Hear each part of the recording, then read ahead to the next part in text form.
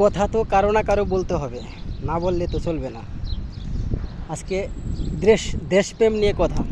অনেকেই বলে তারা দেশের জন্য এটা করছে, সেটা করছে, হ্যান করছে, ত্যান করছে।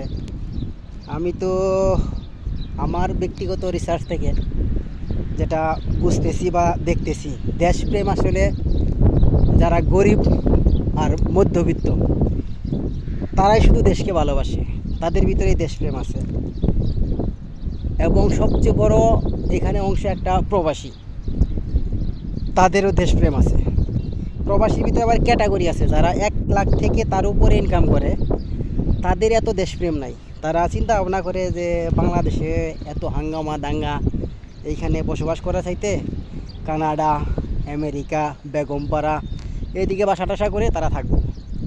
আর যারা 30,000 থেকে শুরু করে 1 লক্ষ টাকা ইনকাম করে প্রবাসে, এই প্রবাসীরা সম্পূর্ণ টাকাই শুধু নিজের খানা খরচ রেখে সম্পূর্ণ টাকা বাংলাদেশে পাঠায়, এবং তারা ফ্যামিলির জন্য পাঠায়, ফ্যামিলি খরচ করে, প্লাস আমরা যে টাকাটা পাঠাই এটার একটা রেমিটেন্স সরকার পায়। তো বাংলাদেশের উন্নয়ন হয় সেই টাকা দিয়ে।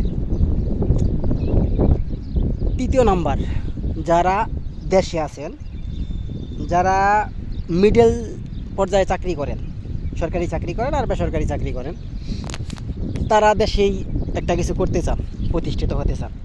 তো যারা দেশে চাকরি করেন 4 লাখ, 5 লাখ, 3 লাখ টাকা কামাই করেন, তাদের প্লাই পান না বাংলাদেশে পড়ায়, না বাংলাদেশে থাকে। তাদের সন্তান তারা চিন্তা ভাবনা করে আমেরিকা পড়াইব, লন্ডন পড়াইব, ওইখানে সেটেল করবে। বাংলাদেশ তাদের কোনো চিন্তা ভাবনা নাই, ফ্যাক্ট না। বাংলাদেশ বাস জন্ম নিয়েছে, বাংলাদেশ যখন বড় হয়ে যাব তখন দেশে এসে একটা টাইটেল দিয়ে দিব, বাস 1 দিন 2 দিন আসবো, তারপরে আবার চলে যাবো এখানে। এটা তাদের পেশা। যারা 30 থেকে 50,000 টাকা ইনকাম করে বাংলাদেশে চাকরি করে, তারা দেশপ্রেম।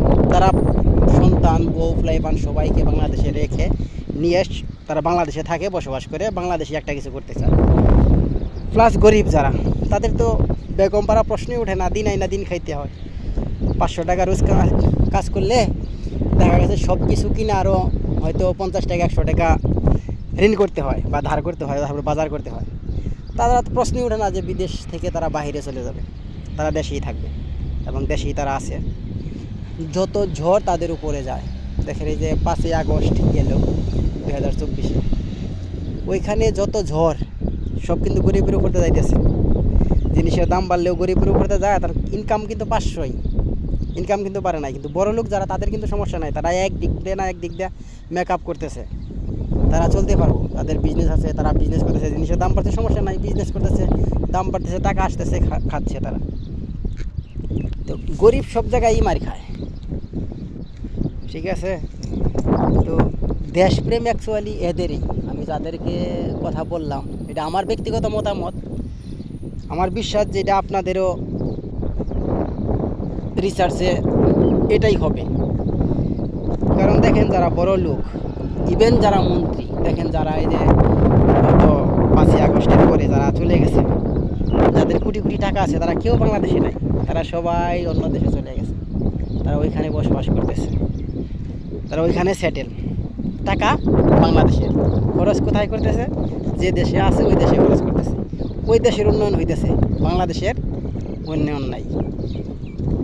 সেম পজিশন যারাই পাওয়ারে থাকে, তারাই চিন্তা ভাবনা করে যে বাংলাদেশ থেকে শুধু পয়সা কামাবো আর বাইরে নিয়ে যাব, ওইখানে যে আমরা খরচ করব, ওইখানে রাজার হালে চলবো।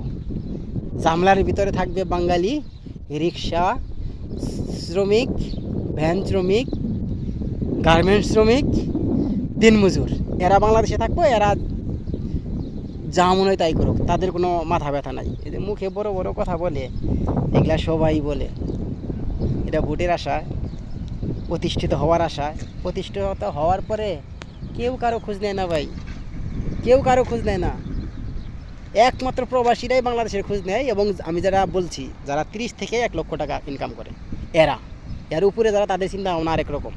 ভালো থাকবেন, সুস্থ থাকবেন, আল্লাহ হাফেজ। যদি কথাগুলো ভালো লাগে অবশ্যই আমার চ্যানেলটা সাবস্ক্রাইব করে আমার পাশে থাকবেন। ভালো থাকবেন, আল্লাহ হাফেজ।